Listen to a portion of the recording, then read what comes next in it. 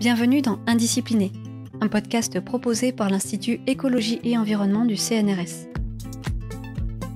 Partons à la croisée des disciplines, à la rencontre des scientifiques qui nous racontent le monde par la lorgnette de leurs connaissances. Aujourd'hui, ressources marines, fluide, approche intégrée bioéconomique, primordial, circulations humaines, gouvernance, dynamique, mystérieux, l'océan, plongé dans un monde méconnu.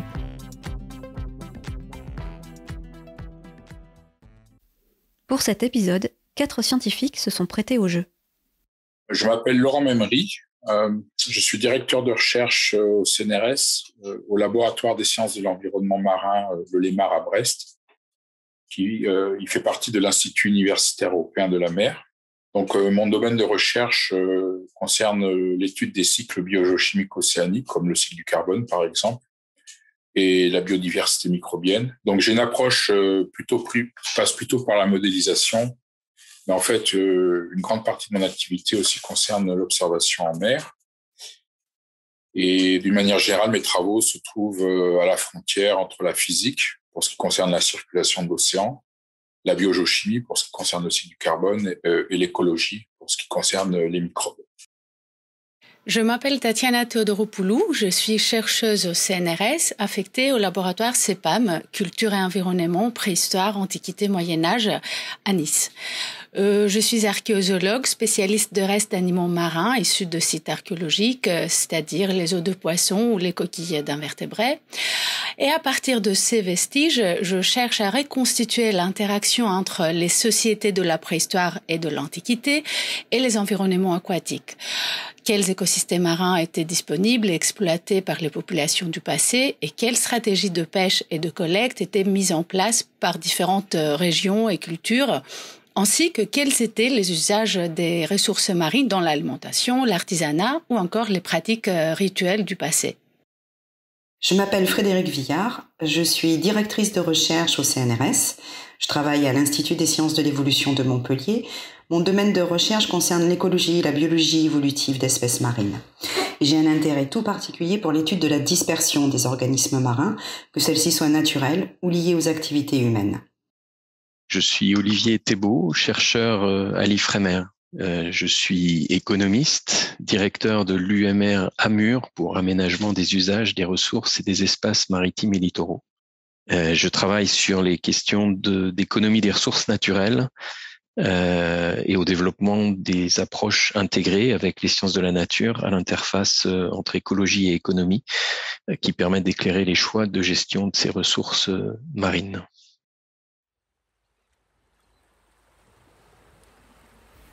On le dit aussi mystérieux que menacé. L'océan intéresse de nombreux acteurs de la société, des scientifiques aux professionnels de la mer en passant par les décideurs. C'est un véritable enjeu que d'arriver à croiser tous les savoirs et questionnements sur ce milieu. Au cours de la réalisation de ce podcast, une question centrale a émergé. C'est Olivier Thébault qui l'a rappelé. Mais plutôt que de menaces, je préfère parler de défis, puisque finalement l'océan en tant que tel, il est pas menacé. Ce qui est menacé, c'est les choses qui dans l'océan nous paraissent importantes et que l'on voit se dégrader ou disparaître et qui sont liées à des utilisations qui peuvent être faites de services rendus par les écosystèmes marins, mais qui peuvent aussi être des caractéristiques des océans eux-mêmes. Et finalement, le défi ou les défis, pourquoi je préfère parler de défi, c'est qu'il me semble que la vraie question, c'est plutôt quel est l'océan que nous souhaitons et de quelles sciences pouvons-nous bénéficier ou sur quelles sciences pouvons-nous nous appuyer pour nous aider à obtenir cet océan-là. Pour savoir quel océan nous souhaitons, commençons par mieux le comprendre. Laurent Memry et Tatiana Theodoropoulou nous donnent quelques éléments de définition. Alors, l'océan est une vaste étendue salée qui couvre 71% de la surface du globe. Bon, en fait, même si on se présente l'océan comme une surface, on parle bien en fait d'un volume. Et la profondeur de l'océan moyenne est d'environ de 3800 mètres. Et c'est le plus gros réservoir d'eau de la planète. Il représente à peu près 97,5% de l'eau de la planète. Il faut savoir que l'océan est né il y a 4 milliards d'années, sachant que l'âge de la Terre est d'environ 4,5 milliards d'années. Et il a été créé par la condensation et la précipitation de vapeur d'eau, bien sûr, qui a été expulsée par les volcans lors du dégazage de la planète et par les apports extraterrestres d'eau qui venaient des comètes et des météorites. Tatiana Theodoropoulou. Comprendre comment les populations du passé définissaient l'océan n'est pas facile. Les données dont on dispose pour les périodes préhistoriques sont principalement les rares représentations artistiques. Souvent, on aperçoit cet élément naturel à travers la représentation sur différents supports de ces créatures, c'est-à-dire les poissons, invertébrés et mammifères marins. Dans les civilisations de l'Antiquité, l'océan était une divinité primordiale, fils d'Uranos, le ciel, et de Gaïa, la terre, protecteur des mers et des fleuves. Pour Homère, par exemple, il est à la naissance de toutes choses. Si les auteurs grecs et romains lui donnent des noms et des identités différentes, Thalassa, Pélagos, Pontos, la mer reste une entité à part entière, décrite comme un élément humide et fluide, perpétuellement changeant. C'est un monde sans limite, ou alors l'océan est la limite du monde connu. Ainsi, pour les auteurs anciens, l'océan désignait la mer extérieure, qui entourait le monde habité de façon annulaire. Ce que l'on voit finalement dans les différents registres comme une définition, c'est principalement ce qui a été perçu par les hommes comme territoire marin. C'est qu'ils pouvaient apercevoir depuis la terre ferme ou depuis un bateau. C'est-à-dire, il s'agit d'une approche plutôt anthropocentrique. Plus rarement, mais elle existe, une définition de l'océan plus naturaliste, on peut dire, est également visible avec des éléments descriptifs tels les animaux marins. L'océan est un milieu particulier.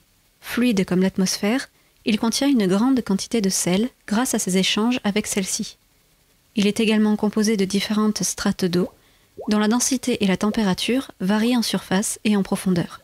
Depuis des millénaires, les mythes relatent son côté hostile, empli de monstres qui mettent les humains en péril. Pourtant, l'océan est pour les humains à la fois un pourvoyeur de ressources, notamment alimentaires, et un facilitateur d'échanges et d'exploration. Ce qui est intéressant, c'est que sur de longues périodes et dans des régions différentes, on peut observer les mêmes exploitations de la mer et en même temps quelques exploitations qui restent quand même assez spécifiques selon une période ou une autre. Dans le passé, le fait que la mer apporte des aliments différents était très important parce que cela permettait de varier l'alimentation humaine en complémentarité avec des ressources terrestres. Une petite quantité d'ingrédients marins intégrés à une préparation culinaire à base de céréales ou de tubercules, par exemple, améliore non seulement la valeur nutritionnelle du plat, mais varie aussi le goût. À l'opposé, l'océan a donné aux gens une certaine ouverture d'esprit qu'il leur fallait pour imaginer, se déplacer, créer. C'était alors une nourriture plus symbolique. On le voit dans les mythes des Grecs anciens, dans les récits de voyages antiques ou alors dans les expressions artistiques, reflets des environnements marins qui entouraient les sociétés méditerranéennes du passé. Enfin, l'océan a permis à l'homme de conquérir de nouvelles terres, les îles ou les continents lointains, de développer le commerce de produits ainsi que les échanges entre les populations, les idées et les civilisations. Complexe et mystérieux. Voilà deux termes qui définissent bien l'océan. Même de nos jours, nous connaissons très mal la vie qu'il abrite. Pourtant, la biodiversité marine est essentielle. Elle participe au bon fonctionnement de notre planète en permettant la résilience des écosystèmes de l'océan et donc leur bonne santé. Mais elle est aussi importante pour la santé humaine. Elle est la première source de protéines pour 1 milliard de personnes et certaines ressources sont utilisées en cosmétique ou en pharmacologie. Laurent Memery. À l'heure actuelle, la biodiversité marine répertoriée ne concerne que 13% de la biodiversité totale, ce qui fait environ 250 000 espèces. Donc 13%, c'est relativement faible et en partie, c'est expliqué par le fait que l'océan est connecté et fluide, donc il est moins compartimenté que la surface terrestre. Une autre partie de l'explication provient certainement que les connaissances, surtout dans les zones profondes et pour les micro-organismes, dont les bactéries, ces connaissances sont encore très, très, très parcellaires et la biodiversité océanique est certainement sous-estimée. Plus globalement, le fonctionnement de l'océan et ses interactions avec l'atmosphère en font un acteur majeur dans l'équilibre de notre planète. D'une part, parce qu'il est un réservoir de chaleur. Il faut savoir que la capacité thermique de l'océan est 1000 fois plus forte que celle de l'atmosphère. Donc, en gros, 1 gramme d'eau stocke beaucoup plus de chaleur qu'1 gramme d'atmosphère. En fait, ce qui fait que 90% de la chaleur due à l'activité humaine, à l'injection de gaz à effet de serre dans l'atmosphère, donc depuis 50 ans, 90% de cette chaleur donc excédentaire depuis 50 ans est stockée par l'océan. Donc l'océan, il stocke 15 à 20 fois plus de chaleur due à l'activité humaine que l'atmosphère et les continents. Un exemple, c'est que la température de la couche de 0 à 300 mètres a augmenté d'environ 0,3 degrés centigrades depuis 1950. D'autre part, l'océan est un véritable puits de carbone, c'est-à-dire qu'il le capte et le stocke durablement dans ses profondeurs grâce au processus de pompe à carbone. D'un côté, le carbone présent sous forme de gaz dans l'atmosphère se dissout dans les eaux polaires froides qui vont ensuite plonger et parcourir l'océan, entraînant avec elles le CO2 qui sera stocké pour plusieurs centaines d'années. C'est ainsi que l'océan absorbe 30% des rejets anthropiques de CO2. On parle de pompe à carbone physique. D'un autre côté, lors de la photosynthèse produite par le phytoplancton, celui-ci consomme du CO2. Ce dernier se retrouvera ensuite sous forme de détritus de 2 façons, soit dans les carcasses de phytoplancton, soit dans les pelotes fécales du zooplancton, après qu'il se soit nourri de phytoplancton. Ces détritus coulent vers l'océan profond et y sont piégés pour plusieurs centaines d'années. Le carbone n'est alors plus en contact direct avec l'atmosphère. Ce processus est ce qu'on appelle la pompe biologique de carbone. De cette manière, l'océan absorbe le CO2 issu des activités humaines et aide à la régulation du climat. À noter quand même qu'avec le changement climatique, la température va augmenter, donc la solubilité va diminuer, donc il y aura moins de CO2 dans l'océan puisque la solubilité diminue. D'autre part, la stratification de l'océan va augmenter, donc ce qui veut peut-être limiter cette formation d'eau profonde lourde à haute latitude. Donc ça signifie que la capacité de l'océan à absorber du CO2 anthropique va avoir tendance à diminuer au fur et à mesure que le climat change. La recherche permet de mieux comprendre l'océan et notre rapport à ce milieu, grâce à de nombreuses disciplines et études. Pour déterminer quel océan nous voulons, et donc adapter nos manières d'interagir avec lui, il est important de comprendre comment nous l'impactons. Influence sur sa biodiversité, exploitation de ses ressources, intensification de certains phénomènes, les études sont nombreuses. Intéressons-nous pour commencer à un exemple de recherche avec Frédéric Viard, les introductions biologiques. On appelle introduction biologique le fait qu'une espèce soit transportée par les activités humaines depuis son aire de distribution naturelle vers une autre région géographique. Concernant les espèces marines, ce transport peut être intentionnel, par exemple à travers l'aquaculture, ou accidentel, par exemple avec le commerce maritime. En effet, concernant ce dernier, des organismes peuvent être transportés sur la coque des bateaux sur lesquels ils s'accrochent, ou dans les ballastes, qui sont de grandes cuves présentes sur les navires pour les équilibrer pendant leur voyage en mer. À l'échelle mondiale, les 2 principaux vecteurs d'introduction d'espèces sont l'aquaculture et le commerce international par voie maritime, qui représentent à eux deux environ 70 à 80% des introductions. Il existe aussi d'autres vecteurs, tels que toutes les infrastructures et constructions en mer, comme les docks flottants, les parcs d'éoliennes ou encore les bouées. Le tourisme n'est pas en reste, puisque les bateaux de plaisance ou les activités de plongée permettent aussi l'introduction et la dispersion d'espèces. Et puis on peut aussi citer l'aquariologie, publique ou privée, ou même les activités de recherche. Il est important de préciser que parmi toutes les espèces introduites, très peu ont des conséquences avérées sur les écosystèmes. Sur les 1500 espèces marines introduites en Europe, un chiffre d'ailleurs sûrement sous-estimé, seule une infime proportion, de l'ordre probablement d'une vingtaine, ont eu un impact tel que ces espèces ont été qualifiées d'invasives. Ces espèces introduites, transportées par l'homme, sont avant tout en fait des témoins de la mondialisation des échanges internationaux et elles participent, à côté d'autres pressions dues aux activités humaines, au changement observé de la biodiversité marine en zone côtière. En effet, les espèces introduites peuvent avoir des conséquences que l'on peut globalement classer en 3 grands domaines. Des conséquences écologiques, notamment lorsque ces espèces deviennent invasives. Cela signifie qu'elles ont des impacts sur les espèces et écosystèmes locaux, par exemple en entrant en compétition pour l'habitat ou la nourriture avec une espèce qui était déjà présente. Des conséquences économiques, par exemple en causant des dommages au matériel de navigation. Enfin, des conséquences sanitaires, car le transport de bactéries suppose le transport de potentielles maladies. Beaucoup d'interrogations demeurent quand on parle des introductions biologiques en milieu marin, notamment concernant les conditions ou les processus écologiques et évolutifs qui vont permettre l'installation durable d'une nouvelle espèce. Contrôler une espèce introduite déjà largement établie est quasiment impossible en milieu marin, car elles sont souvent difficiles à repérer dans le milieu. C'est un milieu qui est caché à nos yeux. Ces espèces ont souvent aussi des stades de leur cycle de vie qui leur permet une dispersion naturelle importante, qui plus est facilitée par les activités humaines.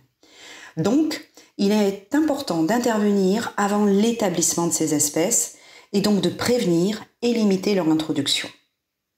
La prévention des introductions biologiques passe notamment par des réglementations qui sont allées croissantes depuis 10 à 20 ans. Limiter passe aussi par le repérage précoce de nouvelles espèces introduites, notamment en surveillant les points chauds d'introduction, c'est-à-dire les points où se concentre l'arrivée de nouvelles espèces, telles que les ports. Pour identifier les espèces non indigènes, diverses méthodes complémentaires existent.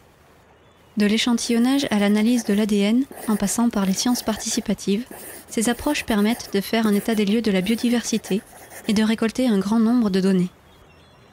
La recherche aide également à prendre conscience que nos ancêtres avaient déjà une influence sur le milieu marin en exploitant ces ressources. Dès l'Antiquité, des méthodes de production élaborées ont été mises en place, comme l'explique Tatiana Theodoropoulou. À partir de la période phénicienne et pendant la période romaine, on voit l'exploitation des ressources migratoires, dont les thons et les maquereaux. Les activités de pêche et de salaison de ces produits ont acquis des dimensions quasi industrielles, avec des fameuses usines de salaison situées par exemple sur les côtes du Gibraltar, ainsi que le transport et la production de poissons entiers salés mis dans des vases, ou la production de produits dérivés comme les sauces à base de poissons, le fameux garum. Les Romains introduisent un vrai système de marché et organisent le transport de produits vers les provinces les plus éloignées. D'autres ressources ont fait l'objet de ce commerce à cette période, dont les huîtres. Si ponctuellement l'exploitation d'un taxon, comme par exemple le thon, ou de l'ensemble des ressources marines disponibles dans une région ont acquis des dimensions importantes au sein d'une période, c'est à partir de la période médiévale que l'on voit une vraie industrialisation des activités piscicoles qui commence à être visible sur les stocks naturels de poissons.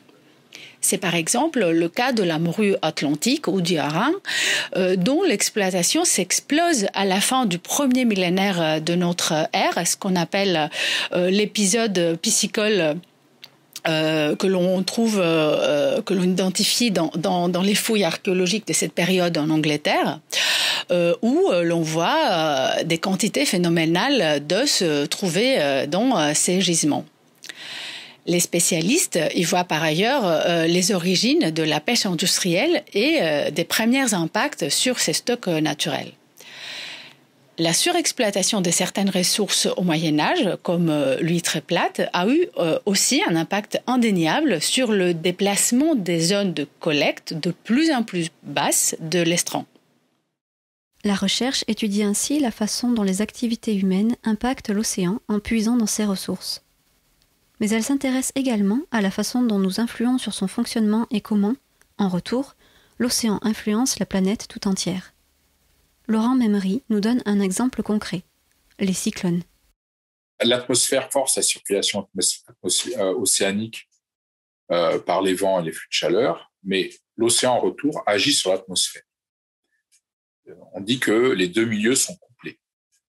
Aux petites échelles, par exemple, ce couplage est particulièrement intense lors de la formation et de l'évolution des cyclones, qui sont produits initialement dans des régions de l'océan très très chaudes, qui injectent par retour vers l'atmosphère énormément d'énergie et de chaleur par évaporation, et qui a tendance, en retour, à renforcer les cyclones.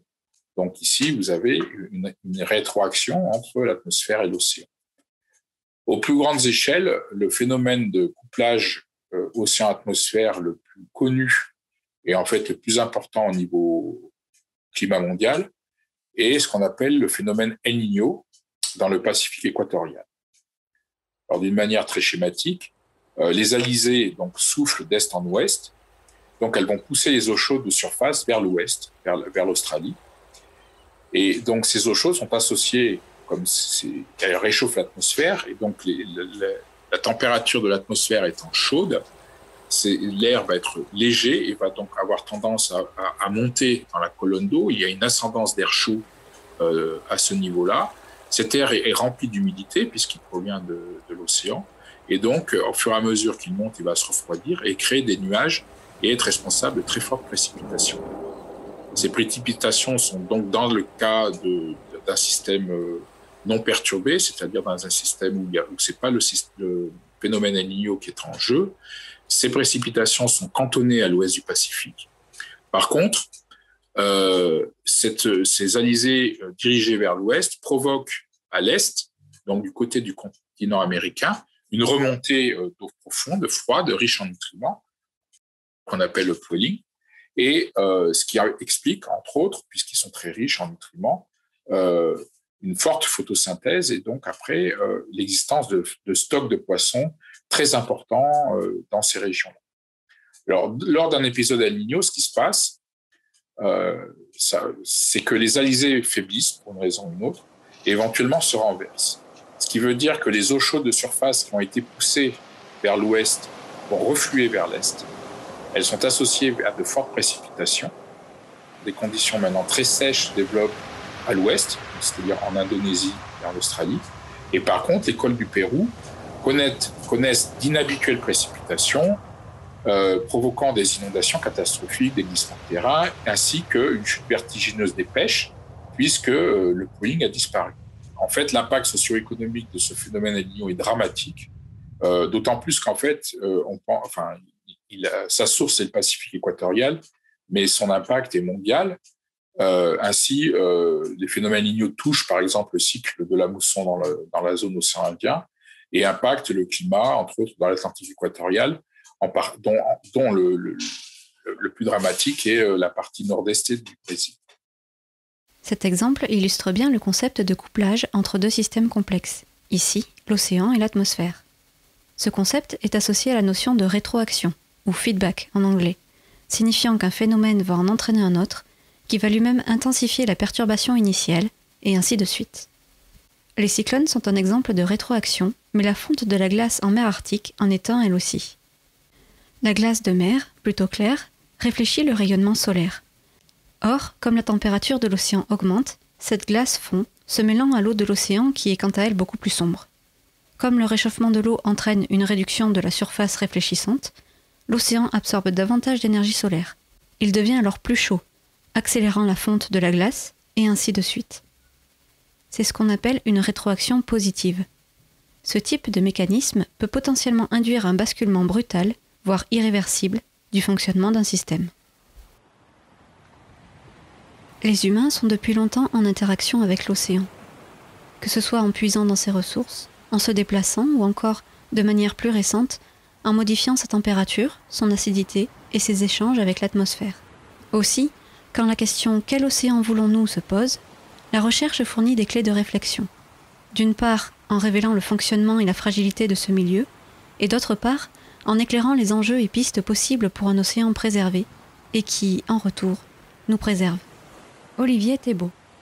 La question clé ou un enjeu majeur aujourd'hui est celui de la durabilité de l'exploitation des océans. Et les recherches en sciences sociales apportent un éclairage qui est essentiel pour mieux comprendre cet enjeu et la manière dont nos politiques publiques peuvent être mises en œuvre pour garantir cette durabilité de l'économie maritime. Et en fait, on reconnaît aujourd'hui que on gère pas l'océan. Ce qu'on peut gérer, ce sont les activités humaines qui s'y développent. Et donc, à l'appui de cette compréhension, on développe des travaux sur la dynamique et les trajectoires d'évolution de ces activités maritimes, les facteurs qui influencent cette dynamique, qui sont des facteurs qui peuvent être d'ordre économique et social, mais qui peuvent aussi être écologiques ou environnementaux et institutionnels, en lien avec les règles qui s'appliquent aux activités, avec des enjeux de compréhension des vitesses à laquelle ces activités changent et de la manière dont on peut s'adapter aussi dans l'encadrement de ces activités. Donc une première question sur les dynamiques, une deuxième qui est sur les questions de viabilité ou de vulnérabilité des acteurs économiques, des secteurs, mais aussi des communautés humaines qui dépendent de la mer, des territoires côtiers. Et on a quelques exemples à nouveau dans le contexte des pêches historiques très connus, d'effondrement de ressources qui ont eu des conséquences terribles sur un ensemble de secteurs économiques et sur les communautés littorales. Un des très célèbres est celui de l'effondrement des pêches de morue dans l'Atlantique nord-ouest dans les années 80-90 et qui a conduit à une transformation assez radicale de tout un ensemble de territoires qui étaient très dépendants de cette espèce historiquement. Et puis un troisième grand ensemble de questions porte sur les conditions d'accès aux ressources avec le développement des formes d'occupation et d'exploitation des espaces et des ressources marines. On assiste finalement aussi à une dynamique d'appropriation de ces ressources et de ces espaces qui pose des questions de responsabilité des acteurs. À quelles conditions et avec quelles contraintes est-ce qu'on peut réserver un espace ou une ressource ou une partie de ressources à tel ou tel acteur. Et ces questions-là s'étudient aussi sous l'angle des conséquences économiques de différentes règles qu'on peut essayer d'appliquer, mais aussi des enjeux pour le développement des secteurs maritimes et la durabilité de ces secteurs, de ces règles. Le croisement des disciplines est essentiel pour mieux comprendre tous les enjeux gravitant autour de l'océan. Par exemple, les sciences humaines et sociales collaborent avec les sciences de la nature. Ensemble, elles élaborent des outils permettant d'évaluer des scénarios et stratégies possibles pour éclairer les décisions et actions des différents acteurs. L'objectif ? Limiter les impacts de nos activités sur ce milieu. La science permet de comprendre la façon dont les écosystèmes répondent à l'exploitation, d'une part, c'est les sciences de la nature, mais elle permet aussi, avec les sciences humaines et sociales, de comprendre les déterminants économiques, sociaux et institutionnels qui entrent en jeu dans l'évolution des activités en mer. Et finalement, ces activités, on peut les étudier comme des systèmes dynamiques qui interagissent avec l'océan à diverses échelles, depuis les acteurs individuels jusqu'à des secteurs économiques ou des pays dans leur entier.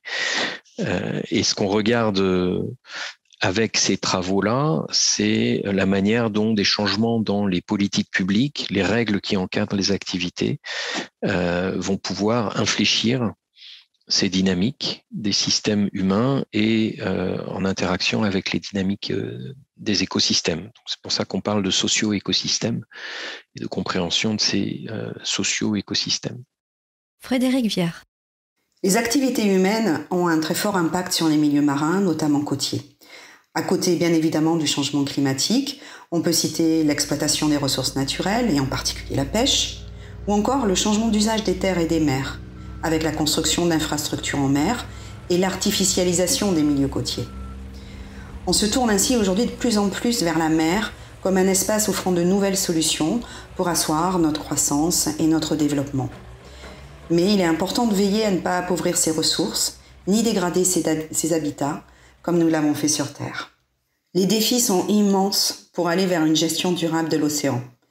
Il est indispensable de comprendre, d'étudier les processus complexes qui agissent sur la diversité et le fonctionnement des écosystèmes, mais aussi ceux qui permettent aux espèces de s'acclimater et s'adapter aux changements environnementaux, quelle que soit l'origine de ces derniers.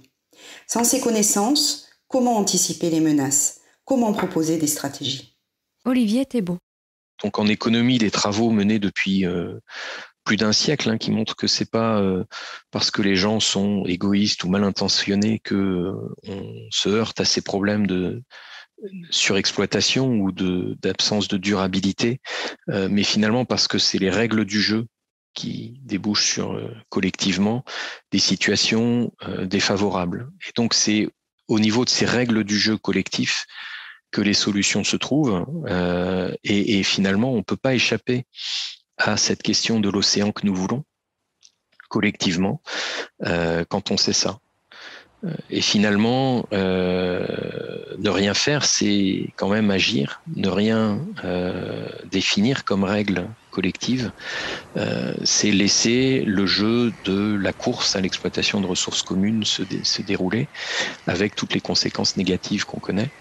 Donc on est quelque part forcé de choisir, on est forcé d'identifier les objectifs économiques, sociaux, écologiques, alimentaires, culturels qu'on veut prendre en compte dans la manière dont on définit les règles collectives qui s'appliquent à nos activités en mer, en sachant que si on change ces règles, on change les activités, et si on change les activités, on change l'océan. On est capable de reconstituer les ressources, et donc même s'il y a encore beaucoup d'incertitudes, et il y aura forcément des incertitudes, les connaissances disponibles permettent d'agir dans la manière dont on encadre, on soutient les activités en mer et d'obtenir des résultats positifs par rapport à des objectifs de développement durable. Donc c'est plutôt un message d'espoir dans un contexte où on sait qu'il y a des enjeux majeurs liés à la capacité d'action collective sur des problèmes qui nécessitent une assez large mobilisation. Alors sur la problématique du changement climatique et des impacts du changement climatique sur les océans, évidemment les difficultés sont plus importantes puisque les dimensions du problème sont plus importantes, mais il y a des pistes identifiées par les travaux de recherche qui permettent de penser que en agissant aujourd'hui, on sera capable d'infléchir les trajectoires sur lesquelles se trouve à la fois l'océan et les activités humaines qui en dépendent pour les années, les décennies qui viennent. Des études ont montré que des changements de comportement peuvent mener à l'adaptation rapide des écosystèmes océaniques, comme la reconstitution d'une population de poissons, par exemple. Pour relever le défi que représente la protection de l'océan, de ses ressources, nous avons besoin de diverses connaissances, venant à la fois de scientifiques, mais aussi d'autres acteurs de la société, économiques, politiques, associatifs, professionnels de la mer. Ces échanges permettront de trouver des solutions et compromis à la hauteur des grands enjeux auxquels nous faisons face.